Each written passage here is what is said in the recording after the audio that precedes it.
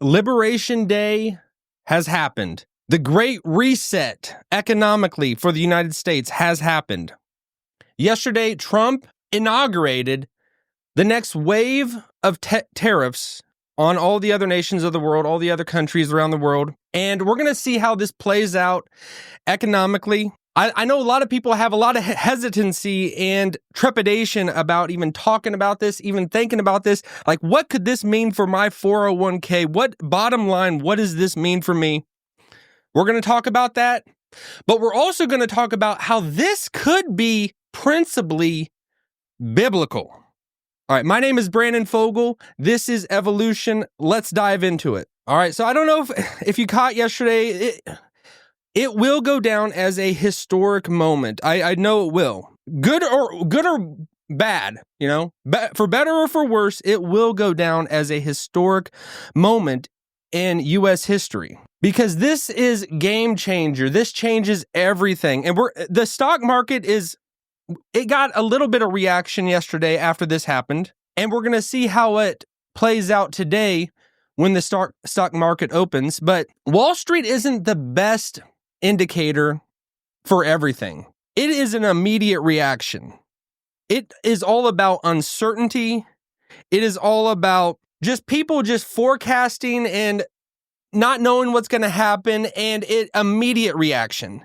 It doesn't really indicate what is long-term, what the stock market will be. It's going to react immediately, and it probably will not react in a good way. And we saw yesterday it did not. It went down right after this whole thing was released. But I think it's going to be, this is not near-term. This is all about long-term, future.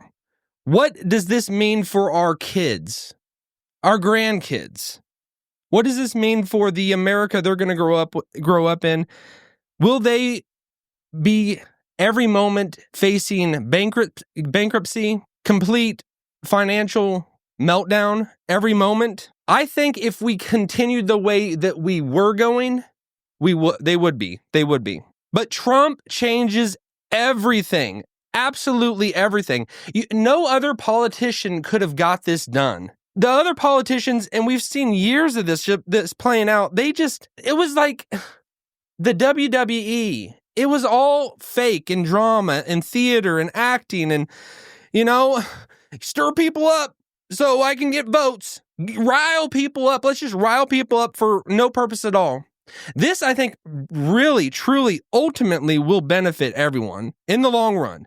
And we might face a little bit of chaos immediately, because people that are on the left are already just saying they're doing everything in their power to just tear at everything that Trump is doing, everything that this means. I saw Senator Chuck Schumer say, we're going to fight blood, tooth, and nail to stop these tariffs. What do tariffs even mean? What do they even mean? They're imposing on other countries what other countries are all day doing to us and what we buy. For years, we have been the rest of the world's bank, and people just, as a big man, come to us and threaten us and impose their will on us, as opposed to, no, let's reset. We are the giants in the room, presently. We are the ones that determine how the global economy operates. So we need to reset and make sure our place is recognized and not bow the knee to everyone else. We got to recalibrate everything. And that, I think, this is what it's doing. This is what it's doing. And not everybody's going to be happy about it. And your 401k might go down a little bit. But as a parent, if you are a parent, but as an older person, if you are an older person, does it matter more that you suck up everything that you can to benefit you, or that you want to prepare a foundation, plant trees so they grow up so that future generations can get the value of what you've created and what you've set in motion? And this goes to, and I'm going to read this first of all in 2 Corinthians chapter 2, verses 14. No, sorry. Let me try that again. I'll be like Evan Almighty. Okay, 2 Corinthians chapter 12, verse 14. It says, Paul writing to the Corinthian church, "Here for the third time I am ready to come to you, and I will not be a burden. For I seek not what is yours, but you." And then he gives this little tidbit, this word of wisdom.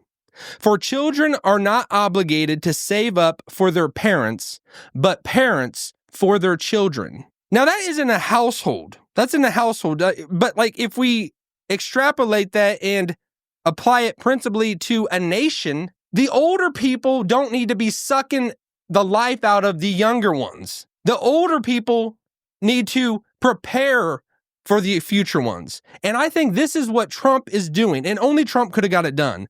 Only Trump could have got this done. No one else would have had a chance at all. And we've seen that for years because they're in office and they just want to stay in office. They just want all the perks, the benefits. They want the fundraising. They want all of that jazz, but they don't want to actually stick their neck out on the line and suffer the consequences if everyone backlashes, and if it all comes tumbling down on them, because everybody is like, it's a snake's den in Washington. Everyone's there for them, and they just want to do what's in their best interest. And they lose the best interest of their constituents. They lose the best interest of the people that put them there and who they're supposed to be fighting for. Trump, on the other hand, he doesn't got skin in the game. He doesn't need more money. He's got all the money he needs. It ever could need. There are definitely benefits to being the president, so I get that. And power comes along with it. But you see a person's true nature when they have power. If you got power and then you just lord it over others and you just throw your weight around, are you really a good person? It shows your true character. And I think Trump is doing things that aren't politically the best feasible options available. He's doing things that they're going to hurt. And he understands that near term. He's playing the long game and he's playing for the future generations. This is putting into our American dream a bedrock that we can build upon. Because it's recalibrating the rest of the world so that they understand America ain't going to take that no more. We're not going to back down. We're not going to take that anymore. We're going to reset. All right. So I wanted to take a quick look at a clip from, this is the Secretary Treasurer and him speaking on Fox News in an interview he did. And I thought it was just badass what he said. And it might go under the radar for a lot of people, but I thought it was really cool. We're going to take a look at it. He's talking about the tariffs and he's being asked, how should other countries react? And let's just hear what he says. But also there's a calculus here. Is what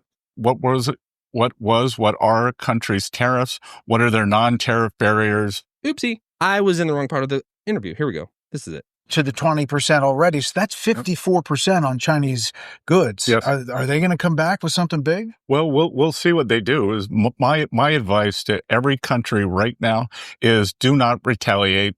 Sit back, take it in. Let's see how it goes. Because if you retaliate, there will be escalation. If you don't retaliate, this is the high watermark. So also not in the list, Russia, Belarus, but Ukraine is on the list. Mexico, Canada, not on the list other than the fentanyl tariffs already there. There's a decision-making here. Well, Russia and Belarus, we don't trade with, right? Like they're sanctioned. So yeah, you're not trading with them anyway, so they don't get on the list. Yeah. So, but okay. So don't let anyone feed you that lump of garbage when they say, all the tariffs went on all the other countries of the world, but not Russia. They're still just propagating this blatant lie and falsehood that we're not going to do it on Russia. It's because these sanctions are already on them, so we're not trading with them. So, because I did see this tweet by this person I think I follow him, but he's always in my feed, anonymous, and he's like, everything went on everyone else, but not Russia. Not Russia. They're still at this game, and it's kind of crazy. There didn't need to be one on Russia. There's already sanctions on them. So fact check me on that, but that was eye-opening how much people can just lie and deceive about things and just try to make it deceptive, Not tell the whole truth, but just use whatever for their own gain. And if I'm ever wrong, if I ever say something that's blatantly stupid and someone calls me on it, I would hope that I would have the humility to say, man, that was dumb. Why did I just say that? And just own up to it. Because I will. I will. I will do that. But maybe that anonymous person, maybe they didn't know what they were saying. But I think we all get so lockstep in our ideology, it's hard to not see the truth.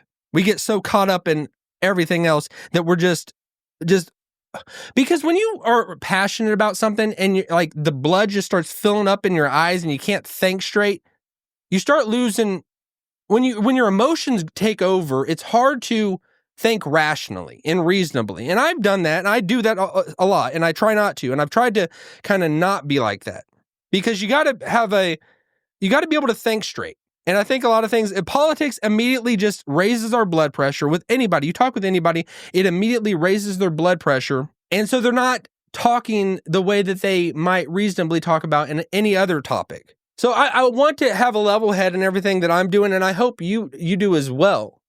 But some people out there, it's just they get so caught up in, and I'm sure I do that too. So I'm not going to say I got everything right. But overall, this is setting the foundation for the future of America, for future generations.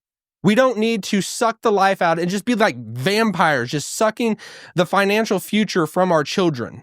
Let's put them in a good spot so that they have a chance to go sky's the limit and to build on whatever they want to do. Because I've been in places where we're just spending the hell out of everything and we just throw it all and then we're seeing nothing but red, but we just keep spending because it's not our money. We don't really care. And I think that's the quintessential reality of Washington. They're spending everyone else's money. They don't care. As long as they keep their benefits in their short little window of time and space, they're good. They're good with spending your money. They don't care. They're good with spending they almost like they sear their conscience and blind their eyes to the future reality of their children. And anybody can do this. We won't. That's hedonistic nature at its finest. We want pleasure immediately. We want it all now. And we don't screw everyone else. Screw the future. Screw our kids' future. And you might think your children right away, they're good, but you're going to have grandkids, Lord willing. You will have great grandkids, So let's put them in a good position. I think that's what the founders of our country did. We're just living in borrowed capital. What they established for us in the United States is incredible. The great experience of the United States is incredible, absolutely incredible. And we get to eat it up every day and just take it for granted. But let's not be the weak men that destroy what we currently have so the future is just not repairable and just left in a bad spot. So let's save up for our children because children are not obligated to save up for their parents, but parents for their children. So keep going and keep evolving to the best version of you.